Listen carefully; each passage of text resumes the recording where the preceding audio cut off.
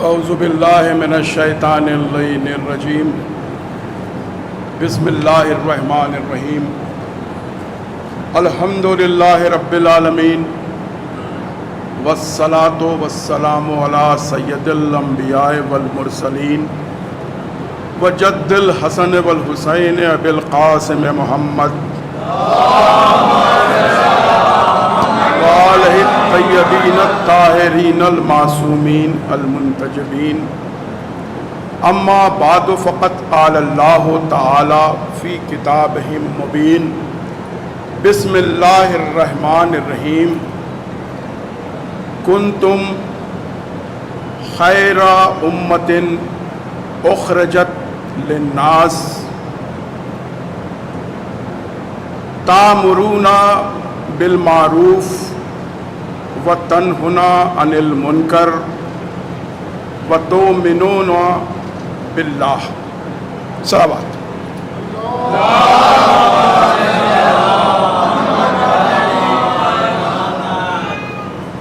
مجھے اس بات کا علم ہے کہ وقت زیادہ ہو گیا کیونکہ مجلس بہت تاخیر سے شروع ہوئی، لیکن یہ شب بیداری ہے. میں کوشش کروں گا کہ اپنی بات کو میں بہت کم وقت میں سمیٹ لوں. حالانکہ میرا ارادہ یہ تھا کہ اگر میں 9 ساڑھے 9 بجے بیٹھتا تو میں کچھ طویل وقت لے سکتا تھا. بہرحال میں کوشش کرتا ہوں کہ اپنی بات کو جس حد تک ہو. ہمیں ایک فائدہ یہ ہے کہ چونکہ ہم اپنے شہر اپنے لوگوں کے بیچ بیٹھے ہیں، لہٰذا اگر تھوڑا بہت وقت لگ بھی جائے تو شاید لوگوں پر گرا نہ گزرے، کیونکہ یہ سارے میرے اپنے لوگ ہیں.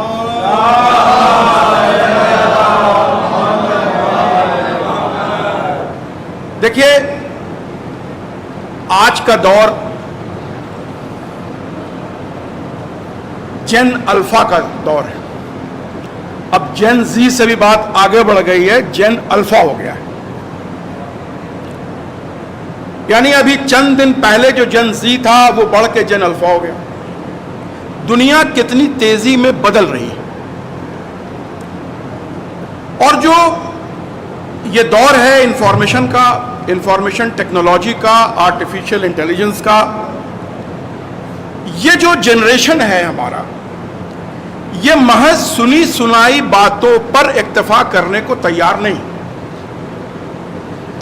اب وہ یہ چاہتا ہے، اور خاص طور پر آنے والا جنریشن اور زیادہ، کہ آپ جو کہہ رہے ہیں اس کے دلائل کیا ہیں، اس کے ایویڈنس کیا ہیں، اس کی تاریخی حیثیت کیا ہے، اور جو آپ کہہ رہے ہیں اس پہ اضافت کتنی ہے.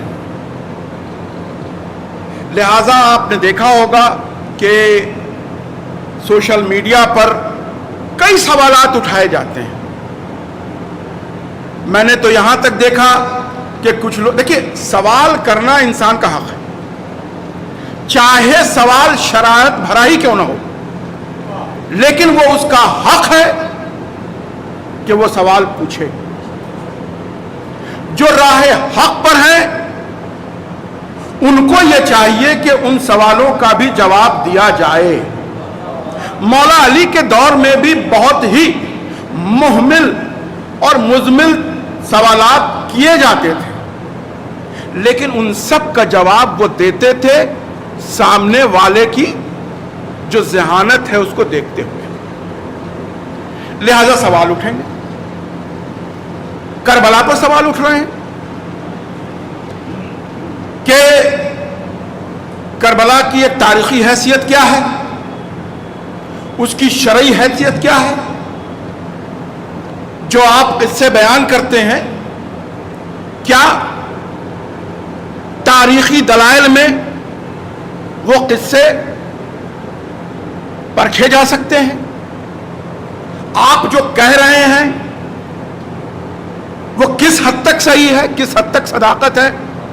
یہ دیکھیے سوال. دیکھیے، ہم تو جذباتی طور پہ اہل بیت سے جڑے ہوئے، لہذا ہمارے نزدیک کوئی سوال نہیں ہے. اور اللہ بھی یہی چاہتا ہے کہ بھائی جب تم داخل حسنات ہو گئے اس کے پہلے تو تم جتنے سوال کر لو، لیکن ایک بار جب داخل حسنات ہو گئے تو پھر ہم جو کہہ رہے ہیں وہی صحیح ہے۔ لیکن بہرحال دنیا دنیا ہے۔ اب مثال کے طور پر یہ شب بیداری، شب بیداری تو ابھی کی بات نہیں ہے، پچھلے سال کی بات ہے۔ کچھ لوگ بیٹھے تھے ہمارے یہاں، میں کہیں میرے خیال میں بنارس یا کہیں میں مدعو تھا یا جونپور میں، تو میں نے کہا کہ میں شب بیداری میں جا رہا ہوں، تو سوال اٹھا کہ بھئی یہ شب بیداری کی کیا حیثیت ہے، یہ کیوں رات رات بھر جاگ رہے ہیں؟ بھائی کربلا کو یاد ہی تو کرنا ہے، آنسو ہی تو بہانا ہے، تو یہ ساری رات کیوں؟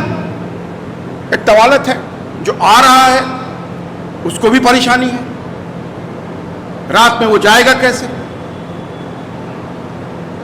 اور پہلے تو کیا ہوتا تھا کہ شب بیداری شروع ہوتی تھی اور صبح کی نماز پر ختم ہوتی تھی، تو صبح ہو جاتی تھی، لوگ چلے جاتے تھے۔ اب شب بیداری کٹیل بھی ہو گئی، اب معلوم ہوا کہ آپ کو 2 بجے رات میں شب بیداری ختم ہو گئی، اب آپ کہاں جائیں گے؟ تو کہنے کا مراد یہ ہے کہ یہ سوال کیے گئے، کہنے والے اب نہیں تھے، لیکن بہرحال جیسے میں نے کہا کہ سوال پوچھنا بندے کا حق ہے۔ تو اب دیکھیے جب سوال ہوتا ہے تو چونکہ یہ مجلس کا ہی صدقہ ہے، یہ فرش عزا کا ہی صدقہ ہے کہ اللہ آپ کے اندر وہ جوابات بھی مہیا کر دیتا ہے،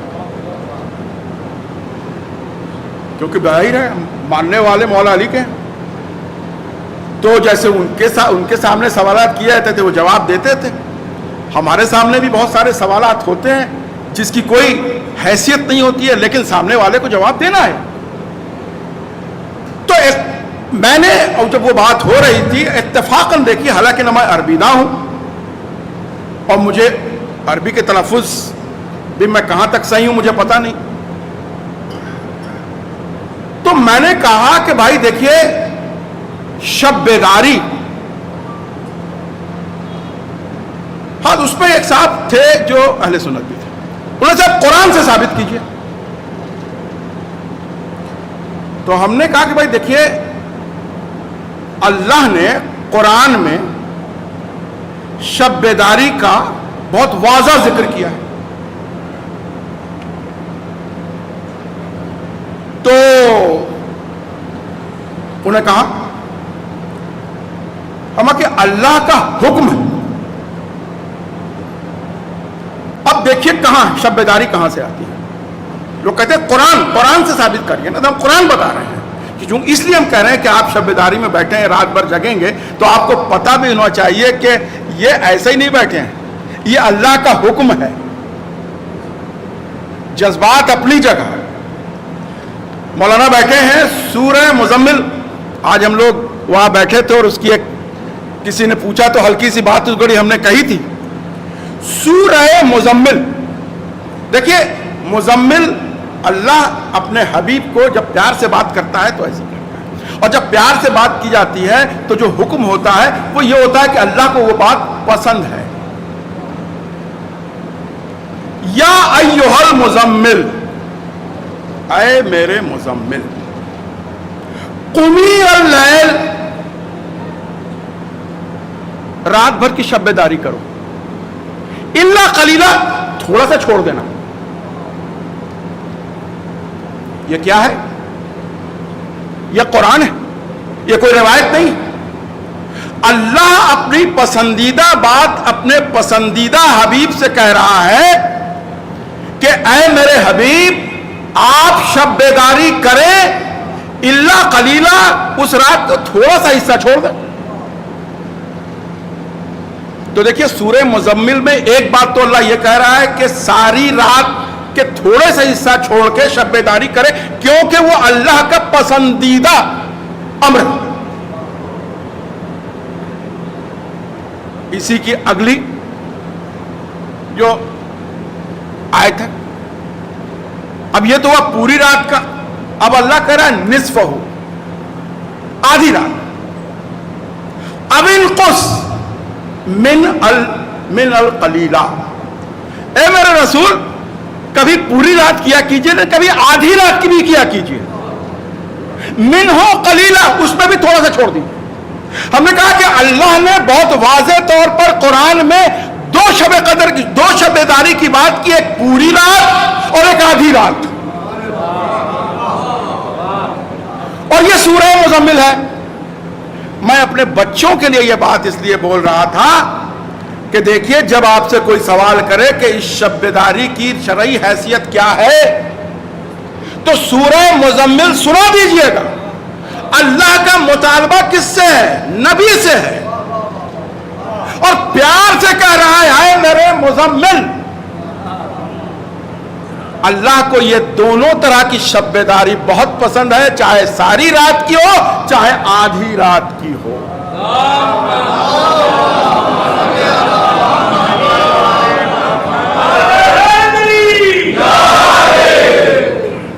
اب دیکھیے یہ آخری ایام چل رہے ہیں. میری مجلس کا موضوع وہ نہیں ہے. میں نے جو آیت پڑھی ہے وہ آل عمران کی جو تیسری سورہ ہے اس کی آیت نمبر 110 ہے. میں نے کیوں پڑھی؟ کیونکہ سوالات یہ اٹھتے ہیں, ابھی سے نہیں بہت زمانے سے اٹھ رہے ہیں, اب زیادہ چونکہ اب سوشل میڈیا اس سے زیادہ اٹھتا ہے, جس کو کہتے ہیں بھائی یہ کربلا کا جو واقعہ ہے یہ تو دو شہزادوں کی جنگ ہے یا دو بھائیوں کی جنگ ہے, پتہ نہیں کیسے رشتہ داری نکال دیتے ہیں, اور اس کی شرعی حیثیت تو کچھ ہے نہیں, کیونکہ یہ جنگ جو ہوئی تھی وہ تو پاور اسٹرگل تھا, حکومت کے لیے تھا. یہ ہمیشہ سے کربلا پر یہ تان کی جاتی رہی ہے ایک بہت بڑے طبقے سے, اور یہ بار بار یہ باتیں آتی رہتی. تو دیکھیے چونکہ اب آج ہم لوگ جو بیٹھے ہیں, آج 2 ربیع الاول ہے. دیکھیے امام حسین ایک قافلہ لے کے چلے, کہاں سے؟ مدینے سے. مدینے سے جو قافلہ چلا وہ 1.5 سال پونے 2 سال کی مسافت طے کر کے اب دوبارہ جو بچا ہوا قافلہ ہے وہ مدینے واپس پہنچنے والا ہے. اس 1.5 پونے 2 سال کا وقفے میں کیا ہوا جس نے اسلام کی تقدیر بدل دی؟ تو یہ جاننا ضروری ہے کہ حسین جب چلے تھے 28 رجب سن 60 ہجری کو, اور جب زینب یہ بچا ہوا قافلہ لے کے سن 62 ہجری کے ربیع الاول میں جب واپس پہنچ رہی ہیں تو کیا بچا اور کیا کھویا؟ یہ حساب کتاب ضروری ہے مسلمانوں کے لیے, کیونکہ جب تک اس کا حساب کتاب نہیں ہوگا تب تک یہ سوالات اٹھتے رہیں گے, اٹھائے جاتے رہیں گے, اور ہم کو جواب دیتا رہنا پڑے گا. لہذا ایک صلوات بھیج دیں جب تک.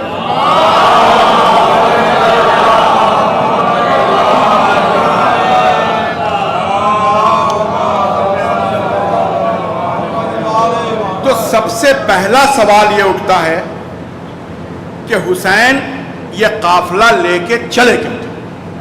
مقصد کیا تھا؟ کیونکہ یہیں پر ان سارے سوالات کی نفی ہوتی ہے جو یہ کہہ رہے ہیں کہ یہ ایک پاور اسٹرگل تھا. دیکھیے میرا خطاب اپنوں سے نہیں, کیونکہ آج کل مجلسیں جو ہیں وہ یوٹیوب پر چلی جاتی ہیں, بہت سارے لوگ میرے بہت ہندو فرینڈز جو ہیں وہ بہت دیکھتے ہیں, اس پر کمنٹ کرتے ہیں, آ کے پوچھتے ہیں, اہل سنت حضرات بھی پوچھتے ہیں. تو یہ آڈینس صرف یہی جو سامنے ہے اس کو دیکھ کے میں نہیں بول رہا, یہ تو اپنے لوگ ہیں, انہیں کیا سمجھانا, یہ تو سمجھے سمجھائیں. لیکن بچوں کے لیے کیونکہ سوالات ہوتے ہیں اس تو اب پہلی بات یہ ہوتی ہے کہ بھائی حسین کا مقصد کیا تھا، اور وہ مقصد قرآن کی روشنی میں تھا کہ نہیں تھا؟ بھائی کسی کا مقصد ذاتی بھی ہو سکتا ہے، کسی کا مقصد فلسفیانہ بھی ہو سکتا ہے، مقصد تو ان کا بھی ہے جو اہل کتاب نہیں ہیں، جو اہل قرآن نہیں ہیں، جو مسلمان نہیں ہیں. بہت سارے ایسے اسٹرگل ہوئے ہیں جن کا اپنا مقصد ہے، ان کے اغراض و مقاصد ہوتے ہیں. حسین کا کیا مقصد تھا، اور کیا حسین کا مقصد؟ جو کربلا کو قرآن سے پوچھتے ہیں نا، میں ان کی بات کہہ رہا ہوں، میں ان کو بول رہا ہوں. دیکھیے ہمارے چھوٹے بھائی ہیں، نجف سے پڑھ کے آئے، یہ ہم سے بہتر جانتے ہیں. دیکھیے اب مقصد کیا ہے؟ مقصد اب قرآن. اب آئیے جو میں نے جس آیہ کریمہ کو اپنے اس مجلس کا عنوان قرار دیا وہ ہے آل عمران کی 110ویں آیت. اللہ کیا کہہ رہا ہے؟ کنتم خیر امت اخرجت للناس. کس سے خطاب ہے؟ امت مسلمہ سے. اللہ یہ خطاب کس سے کر رہا ہے؟ مسلمانوں سے کر رہا ہے. کیا کہہ رہا ہے؟ کہ میں نے تم کو اخرجت للناس، ان لوگوں میں سب سے بہترین امت بنایا. سب سے پہلے اللہ اعلان کر رہا ہے کہ دیکھو تم کو میں نے بہترین امت بنایا. کیوں؟ کیونکہ جو بہترین ہادی تھا میں نے اس کو بھیجا، اور جو بہترین کتاب تھی اس کو لے کے بھیجا. اب جو ہدایت دینے والا جو ہے اور جو کتاب ہدایت لے کے آیا، دونوں بہترین ہیں. اس بنا پر اللہ کہہ رہا ہے کہ اب جو تم امت محمدی ہو وہ بہترین امت ہے. اب جب اللہ نے کہہ دیا کہ تم کو میں نے بہترین امت بنایا، تو اب اللہ کا کچھ ایکسپیکٹیشن ہوگا کہ نہیں؟ اللہ آپ سے کچھ ایکسپیکٹ کرے گا کہ نہیں؟ بھائی پہلے تو انسانوں کی احسن تقویم بنایا، اشرف المخلوقات بنایا، اس میں سے بھی آپ کو ان پر بھی جو فوقیت دے دی. تو بھائی اللہ کا کچھ ایکسپیکٹیشن ہے آپ سے کہ نہیں ہوگا؟ تو اب آیت آگے بڑھتی ہے. اب اللہ نے 3 مقصد بتائے. 3 مقصد کیا ہے؟ امر بالمعروف، اچھائی کرو اور اچھائی کی طرف لوگوں کو راغب کرو. نہی عن المنکر، برائی سے خود کو بچاؤ اور دوسروں کو ترغیب دو کہ وہ برائی نہ کریں. اور تیسری بات تامنون باللہ، اللہ پر بھروسہ رکھو. آپ کی افضلیت اور آپ کے اس امتی ہونے کو اللہ نے بہترین قرار دیا، لیکن ایکسپیکٹیشن 3 رکھے کہ برائی سے بچو اور دوسروں کو بھی بچاؤ، اچھائی کرو اور دوسروں کو بھی ترغیب دو کہ اچھائی کریں، اور اللہ پر بھروسہ رکھو. اب کیا ہوا؟ کیا ایسا ہوا؟ اب آیت اور آگے بڑھتی ہے. وَلَوْ آمَنَا اہل الکتاب کَانَ خَیْرٌ لَهُمْ. اب اللہ یہ کہہ رہا ہے کہ اگر تم نے یہ تینوں چیز کر لی ہوتی تو خیر الہم ہوتے، مطلب تم اپنے لیے تم خیر کی باتیں کرتے ہو، تم کتنے بہترین بندے بن جاتے. یہ قرآن ہے. پھر میں بتاتا ہوں، آپ بہترین امت. اللہ کے 3 ایکسپیکٹیشن. اس کے بعد اللہ کہہ رہا ہے کہ اگر تم نے یہ تینوں باتیں کر لی ہوتی تو تمہارے لیے کتنی خیر کی بات ہوتی. لیکن اب ہوا کیا؟ اب نتیجہ بھی. اب آیت اور آگے بڑھتی ہے. منہم المومنون، لیکن ہوا کیا کہ بہت کم لوگ مومن بن پائے. پروردگار عالم پھر اکثریت کیا ہوئی کہ وہ اکثرہم فاسقون، اکثریت فاسق ہو گئے. اب اللہ کہہ رہا ہے اکثریت پر نہ جانا، اکثریت فاسق ہو گئی. فاسق کس کو کہتے ہیں؟ جو اللہ سے بغاوت کر لے، جو راہ مستقیم سے بھٹک جائے، جو گناہ کبیرہ اور گناہ صغیرہ کو کر کے فخر حاصل کرے، جو حرام کو حلال کر دے، حلال کو حرام کر دے، اس کو کہتے ہیں فاسق. مولانا صدر صاحب بیٹھے ہیں، مولانا بیٹھے ہیں. فاسق کے معنی یہی ہے کہ جو غدار ہو جائے. کس سے؟ اللہ سے. تو پروردگار عالم کیا کہہ رہا ہے کہ تم اگر ان تینوں باتوں پر عمل کرتے تو تم کتنے اچھے انسان بن جاتے. لیکن ہوا کیا کہ بہت کم لوگ مومن بنے اور جو میجورٹی تھی وہ کیا بن گئی؟ فاسق بن گئی. اب میں کیا کہوں؟ یہ آیت ہے، روایت نہیں ہے. اکثریت فاسق ہے، یہ اللہ کہہ رہا، میں نہیں کہہ رہا.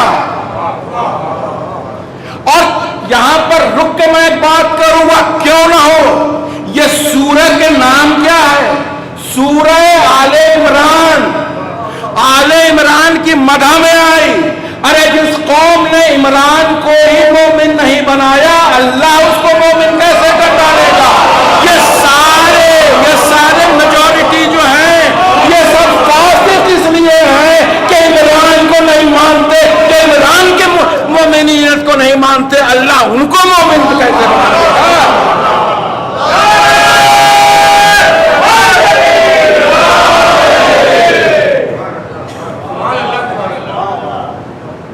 میں پھر کہوں گا یہ آیت ہے، روایت نہیں ہے. میں کسی کی دل آزاری نہیں کر رہا، لیکن کروں میں کیا؟ اللہ نے کہا کہ جو میجورٹی ہے وہ فاسق ہو گئی، تو میں کیا کروں؟ آج بھی دنیا میں کیا حال ہے دیکھیے. اللہ نے 3 باتوں میں سے ایک بات کہی. ایک بات یہ کہی تھی کہ اللہ پر بھروسہ رکھو. 56 ملک ہیں، 56 ملک میں 55 کو اللہ پر بھروسہ نہیں. صرف ایک ملک ہے جس نے کہہ دیا مجھے سپر پاور نہیں، اللہ پر بھروسہ ہے. یہ سورہ آل عمران کہہ رہی ہے. اللہ کا مطالبہ ہے کہ اللہ پر بھروسہ کرو.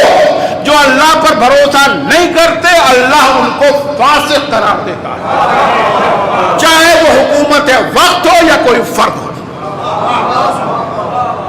ایک صلوات بھیجیں.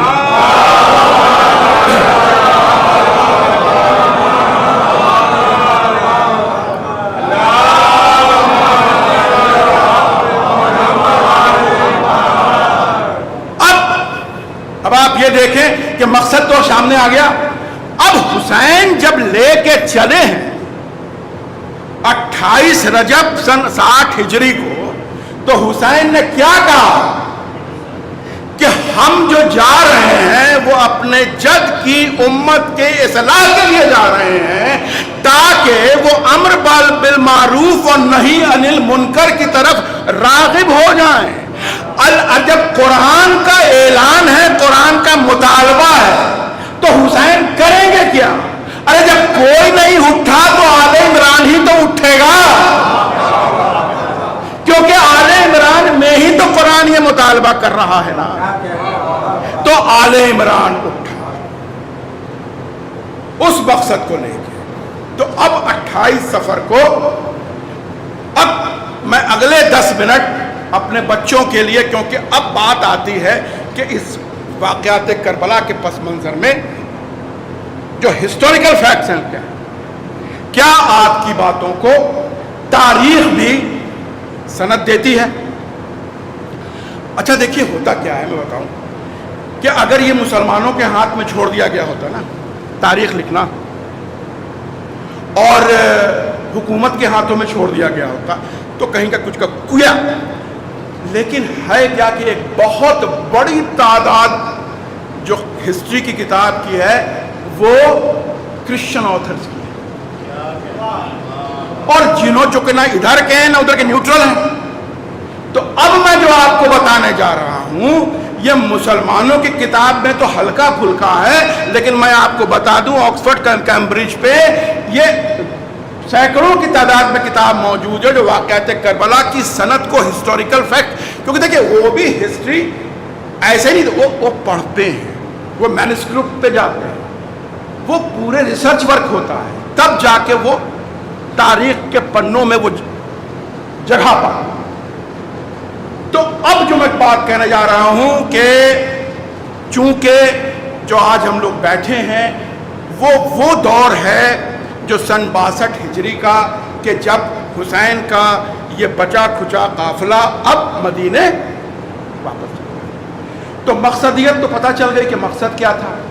اب آگے کے جو ادوار ہیں اس میں یہ 2.5 سال پونے 2 سال کے، وہ نیوٹرل ہسٹورینز کا کیا کہنا ہے۔ اب میں اپنے بچوں کے لیے جلدی میں بھاگوں گا اس میں، حالانکہ ایک طویل گفتگو ہے لیکن پھر بھی وہ پھر کبھی، ابھی میں بس سرسری نگاہ سے اب میں بالکل ہسٹری سے لگ کر کے میں ادوار گناتا ہوں۔ یہ پورا جو واقعہ ہے کربلا کا یہ 5 ادوار ہیں۔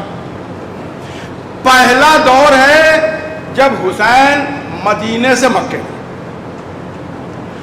دوسرا دور ہے جب حسین مدینے سے کربلا پہنچے، تیسرا دور ہے جب حسین کا یہ قافلہ جو بھی بچا کھچا قافلہ تھا وہ کربلا سے کوفہ اور شام گیا، یہ تیسرا دور ہے۔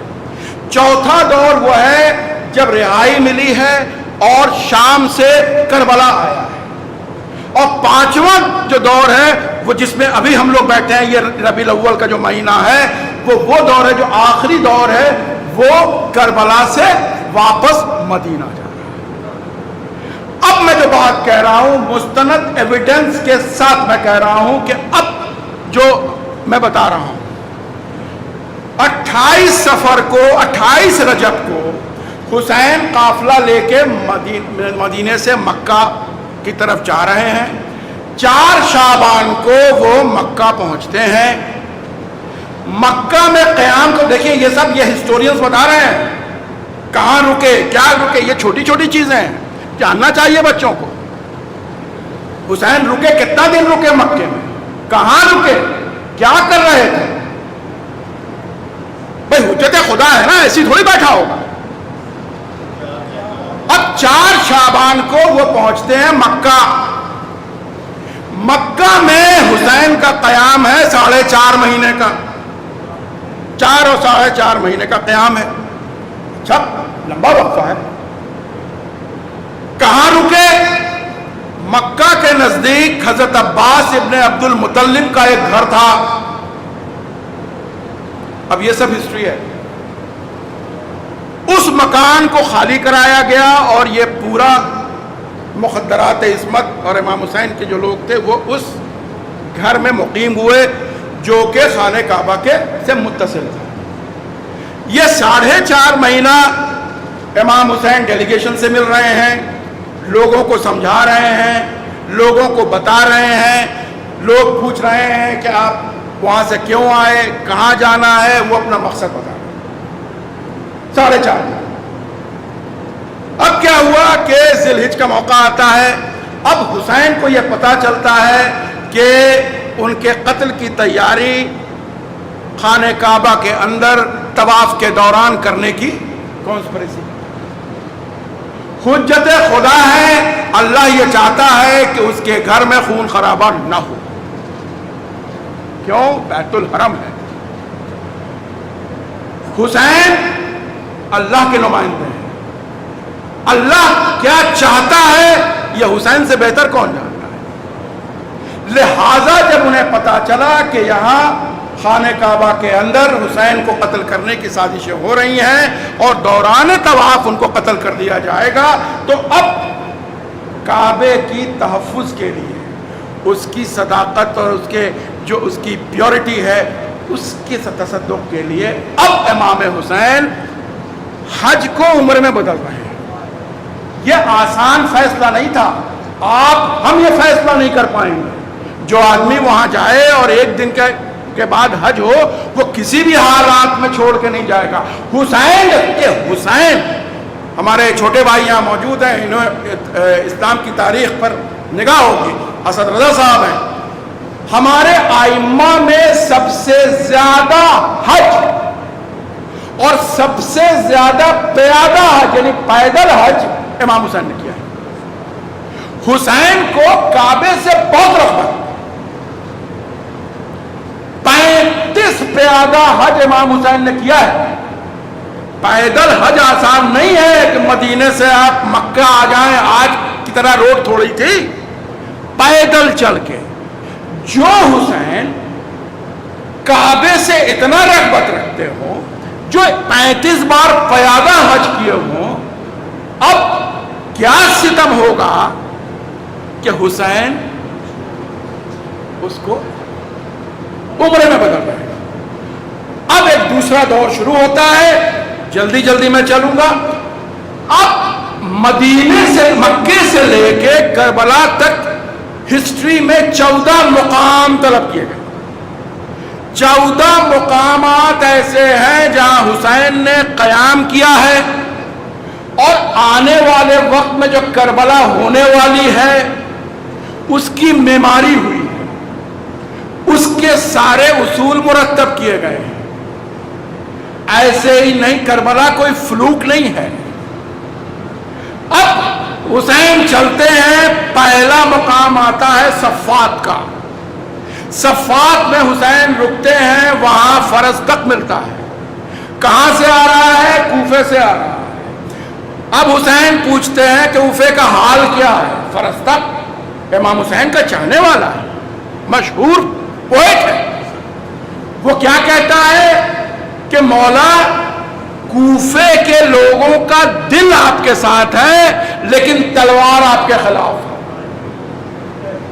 اب حسین یہاں پر ایک خطبہ دیتے ہیں، کہتے ہیں دیکھو میں اسی لیے تو قیام کر رہا ہوں کہ ہمارے چاہنے والوں کا ضمیر اتنا مر چکا ہے، اس کی سوچ اتنا پراگندہ ہو چکی ہے کہ اس کا دل کچھ اور کہہ رہا ہے اور ہاتھ کچھ اور کہہ رہا ہے۔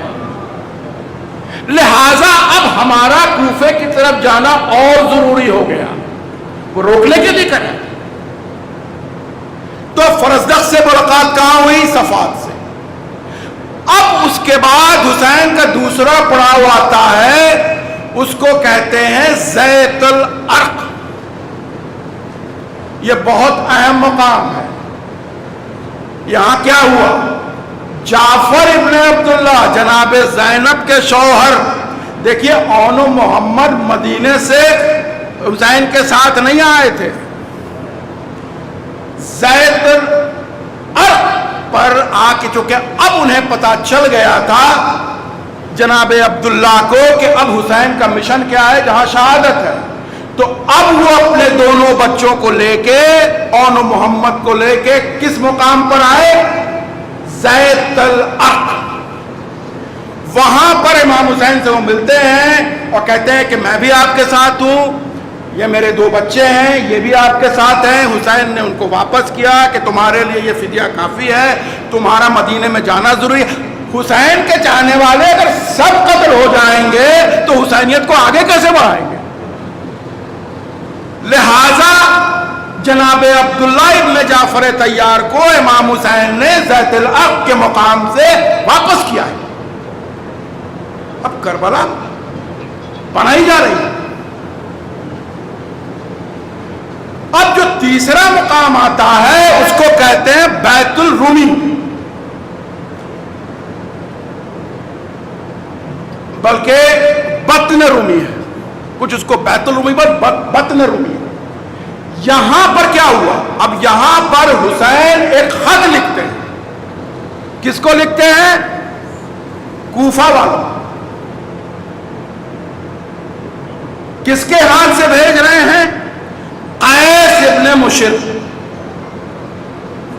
یہ حسین کیا کہ صحابی ہیں، اب ان کے ہاتھ سے خط بھیج رہے ہیں کوفے والوں کو، جس میں وہ اپنے اغراض و مقاصد بیان کر رہے ہیں کہ دیکھو میں تمہارے حالات سے واقف ہوں، میں جانتا ہوں کیا، لیکن میں امام وقت ہوں، تم نے اصلاح کے لیے ہمیں بلایا ہے لہذا میں آ رہا ہوں.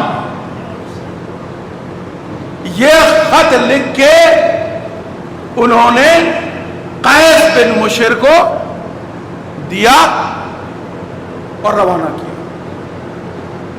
اب یہ دیکھیں اہم، اچھا یہ ساری چیزیں بتا رہی ہے آکسفورڈ اور کیمبرج کے ریسرچ ورک پہ ہے اور کسی نے اس کی نفی نہیں کی. اسلامی ہسٹورینز نے اس کو جھٹلایا نہیں، کیونکہ وہ جو ریسرچ ورک ہوتا ہے نا وہ بہت مستند ہوتا ہے.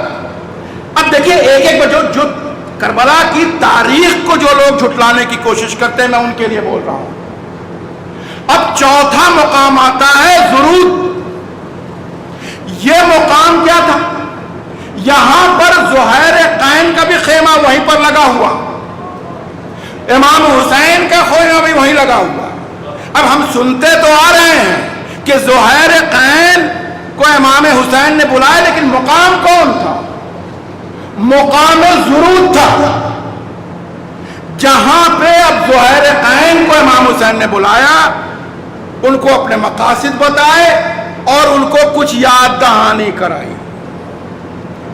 زہیر قین حسین کے پرستاروں میں نہیں تھے، وہ مولا علی کے اینٹی گروپ میں تھے، لیکن امام حسین نے اپنے، کیونکہ اب حسین کیا ہے کہ وہ کیریکٹر کو اب جمع کر رہے ہیں. ٹھیک ہے یہ مخالف ہے، لیکن اس میں وہ چیزیں موجود ہیں کہ جس کو سچائی کو بیان کیا جائے تو یہ ادھر آ جائیں گے. لہذا ضرورت کے مقام پہ اب زہیر قین واپس آ گئے امام حسین کے. اب جو پانچواں مقام ہے وہ ہے زبالہ. یہ مقام ہے جہاں پہ اب خبر آتی ہے کہ جناب مسلم شہید کر دیے گئے، اور امام حسین کا ایک جملہ ہسٹورین نے نقل کیا ہے، اِنَّا عِنْدَ اللَّهِ نَحْتَسِبْ أَنفُسَنَا. جب خبر آئی ہے تو انہوں نے کہا اب اس کا مطلب کیا ہے؟ مولوی حضرات یہاں موجود ہیں. اب حسین، اب یہ جناب مسلم کی شہادت کی خبر آ گئی ہے، اب اس کا حسین ریاکشن کیا دے رہے ہیں؟ اب وہاں پر بھی ایک خطبہ ہے جس پر یہ لفظ ہے. اس کا مطلب یہ ہے کہ حسین کہہ رہے ہیں کہ کوئی بات نہیں، اللہ کو وہ سب حساب کتاب اللہ جانتا ہے کہ اس کی راہ میں کون شہید ہو رہا ہے، لہذا شہادت پر نہ جانا، اللہ اس کا حساب کتاب جانتا.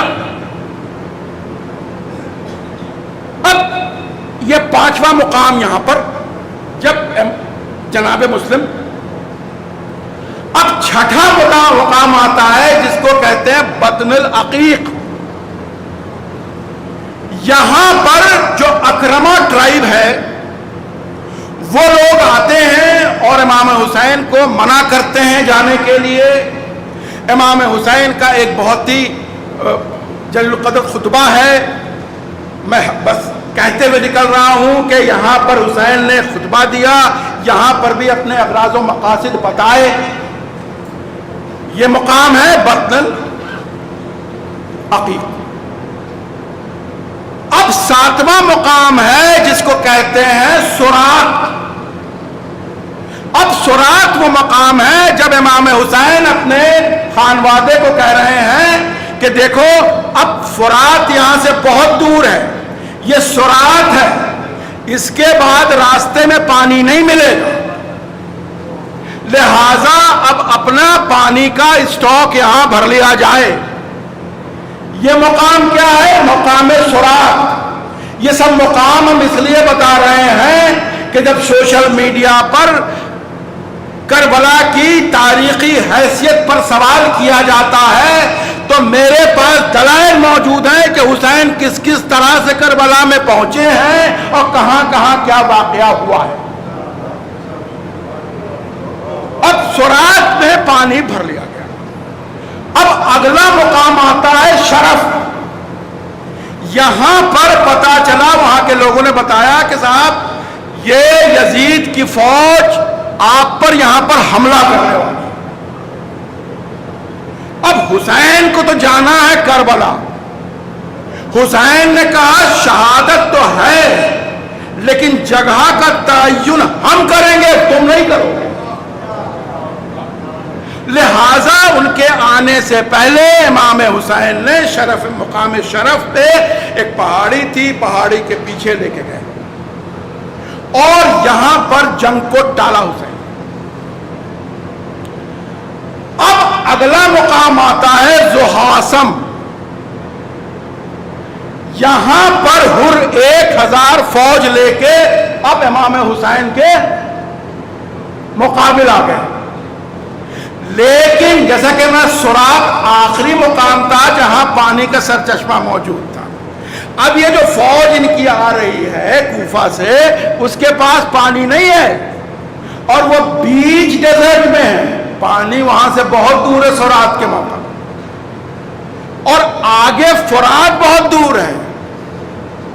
اب امام حسین چونکہ ساقی کوثر کا بیٹا ہے، کریم ابن کریم ہے، سخی ابن سخی ہے،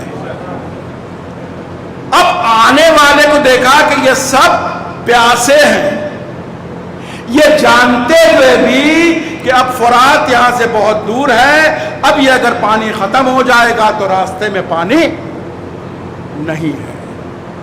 انہوں نے کہا کہ اب پانی کا دہانہ کھول دیا جائے، سب سے پہلے یہ 1000 کے، دیکھیے حسین کے وقت اس وقت صرف 50 لوگ تھے۔ جناب مسلم کی جب شہادت باواقع ہوئی ہے اور جب یہ خبر آ گئی زبالہ میں تو اس وقت امام حسین کے پاس قریب 10,000 کے لوگ موجود تھے، کیونکہ اس گھڑی وہ سمجھ رہے تھے کہ یہ تو فاتح کے لیے جا رہے ہیں، مال غنیمت ملے گا۔ جب زبالہ کے مقام پر امام حسین نے کہا کہ دیکھو شہادت ہے آگے، تو سب چھٹ گئے، اور زحاسم کے موقع جب پہنچے تو صرف 50 لوگ تھے۔ یہ ہسٹری ہے امام حسین کا۔ تو آپ سمجھ سکتے ہیں کہ جتنا پانی تھا وہ 1000 آدمیوں پر صرف ہو گیا۔ امام حسین نے کہا کہ 1000 تو پی لیے، باقی یہ گھوڑوں کا کیا ہوگا؟ لہذا جو کچھ پانی بچا ہے کہا کہ یہ گھوڑوں کو پلاؤ۔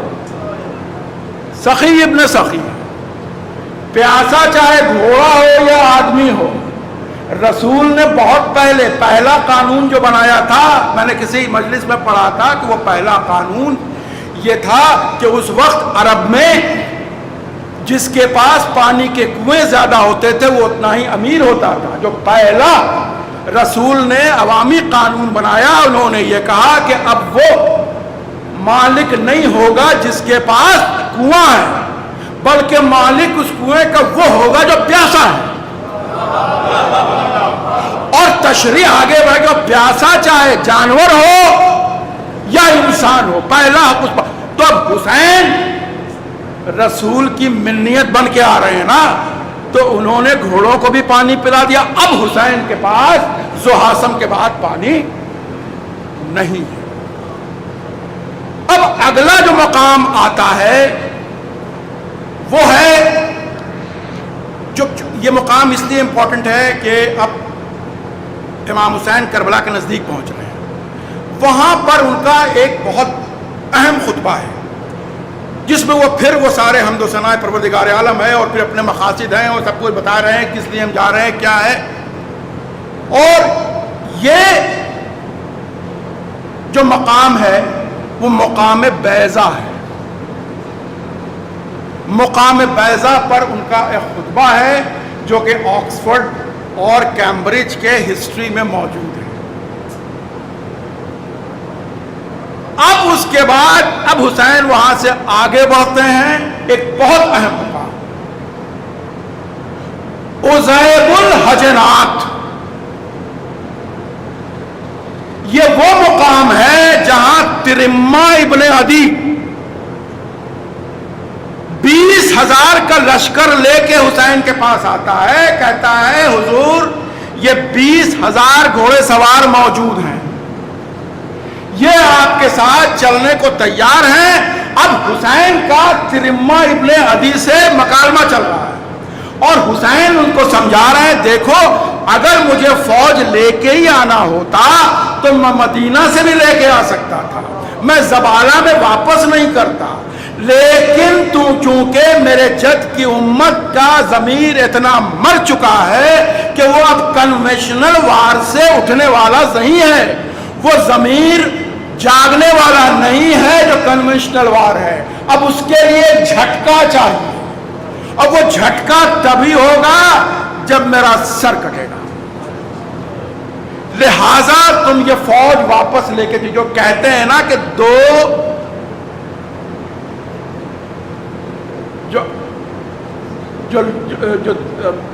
فیملی کے 2 لوگوں کے بیچ جنگ تھی، 2 شہزادوں کے بیچ جنگ تھی، پاور اسٹرگل تھا، حسین نے کربلا پہنچنے کے ٹھیک پہلے عزیب الحجنات کے جگہ پہ یہ بتا دیا کہ حسین کنونشنل وار کے لیے نہیں جا رہا ہے، وہ 20,000 فوج جو ترمہ ابن عدی لے کے آئے تھے اس سے واپس کر۔ اب اس سے آگے بڑھتے ہیں، حسین جو 11واں مقام ہے وہ کیا ہے؟ وہ ہے قصر بنی مقاتل۔ یہاں حسین 4-5 دن رکتے ہیں، اب وہاں اسٹریٹجی بناتے ہیں اور اس کے بعد تھوڑے ہی دور آگے بڑھتے ہیں، نینوا آتا ہے، وہاں نینوا میں جو ہے وہ ابن زیاد کا پیغام آتا ہے کہ اب حسین کو آگے نہ بڑھنے دیا جائے، اب ان کو یہاں گھیر لیا جائے، لہٰذا اب حر نے گھیر لیا، اب کہا کہ صاحب آپ اس سے اب آگے نہیں جا سکتے، اب آگے غزیریہ کا مقام ہے جو کربلائے معلیٰ گئے، اس کے پہلے غزیریہ آتا ہے، غزیریہ جو ہے وہ فرات کا لگا ہوا ہے، امام حسین نے وہ غزیریہ کا راستہ استعمال کیا اور حسین اپنی منزل پر 2 محرم سن 61 ہجری کو پہنچ گئے۔ صلوات بھیجیں محمد والے۔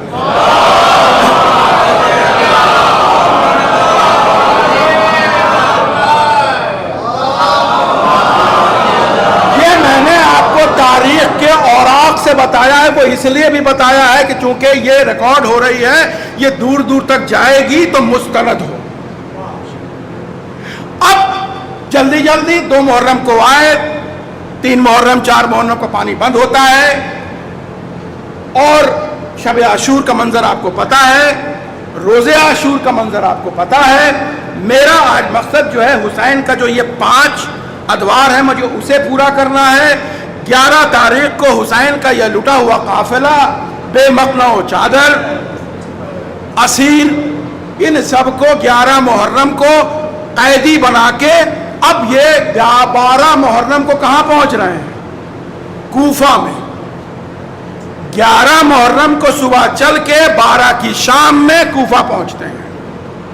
کوفہ میں سڑکوں پر لوگوں کا ازدحام ہے، وہاں پر دیکھیے آکسفورڈ یونیورسٹی پریس 2005 میں مستند ہسٹورینز نے جناب ام کلثوم کا ایک خطبہ لکھا، جو خطبہ انہوں نے کہاں دیا؟ بازار کوفہ میں، جس میں انہوں نے ملامت کی ہے، انہوں نے اس کوفے میں کہا تمہیں شرم نہیں آتی کہ رسول کے گھرانے کی عورتوں کا تم تماشا دیکھ رہے ہو؟ تمہیں یہ بھی شرم نہیں آتی کہ جس کا باپ یہاں کا حاکم تھا تم اس کا تماشا دیکھ رہے ہو؟ یہ میں اس لیے بتا رہا ہوں کہ کوفہ سے لے کے سیریا تک، دمشق تک، جناب زینب اور جناب ام کلثوم نے اپنے کام بانٹ لیے۔ یہ ہسٹری ہے۔ کام یہ بانٹا کہ جناب ام کلثوم کا خطبہ ہوگا بازاروں میں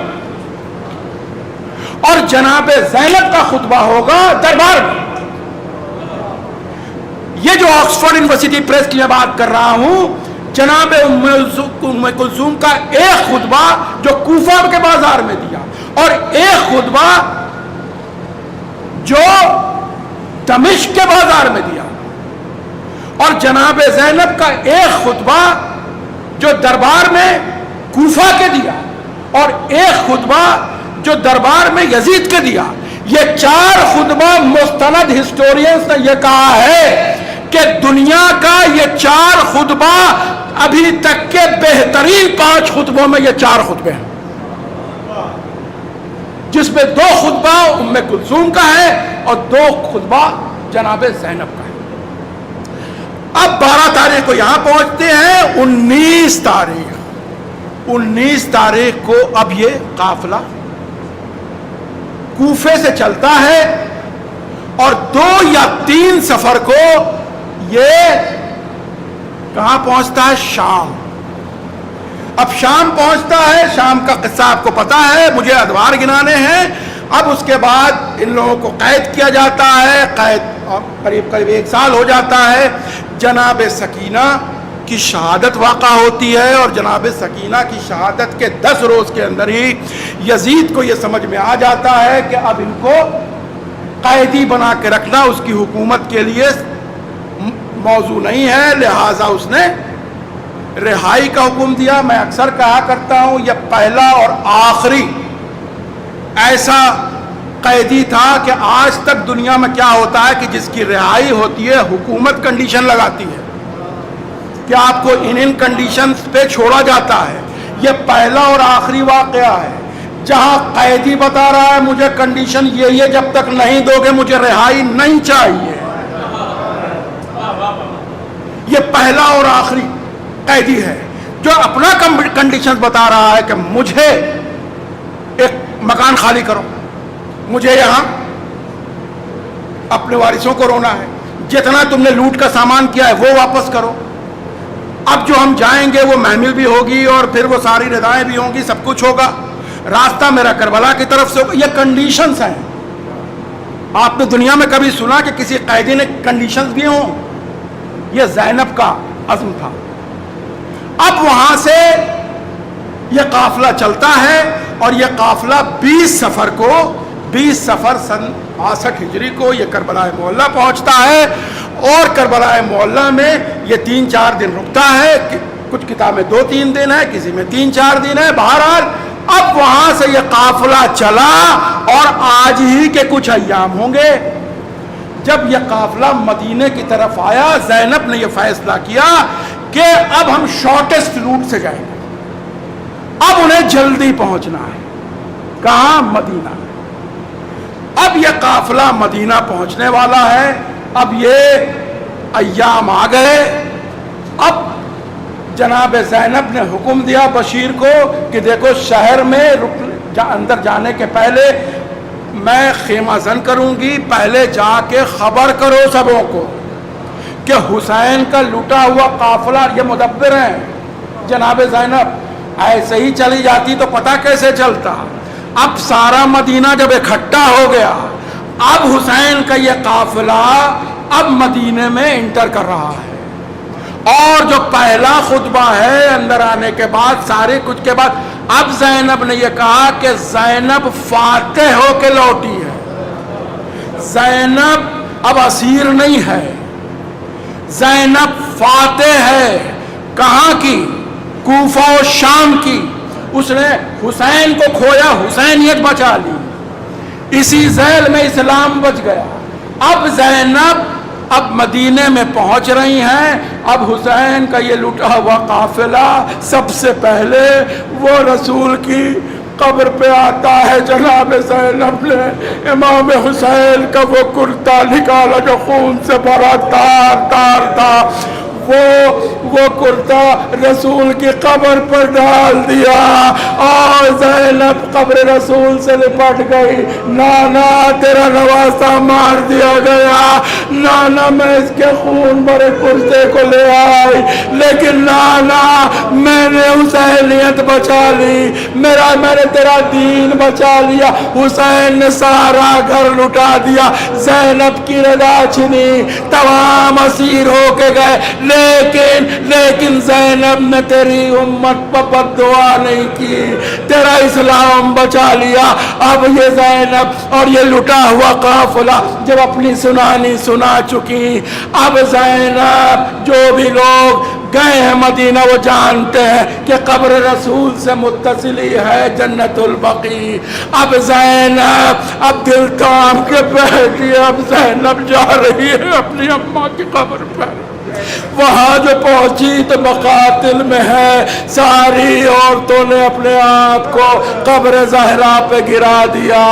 اب چونکہ ماں بیٹی میں مکالمہ شروع ہوا، اماں تیرا بیٹا مارا گیا، 3 دن کا بھوکا پیاسا مارا گیا، اماں تیرا نواسا مارا گیا، 18 سال کا علی اکبر سینے پہ نہیں کھا کے مر گیا، اماں حد ہو گئی، 6 مہینے کا بچہ حسین کے ہاتھ پر منقلب ہو کے مر گیا۔ حسین اور اماں، ارے اس سے زیادہ اور قیامت کیا ہوگی؟ تیری بیٹیوں کی ردائیں چھین لی گئی اور تیری بیٹیاں دیار با دیار اور بازار بازار گھمائی گئی، اسیر ہو گئی۔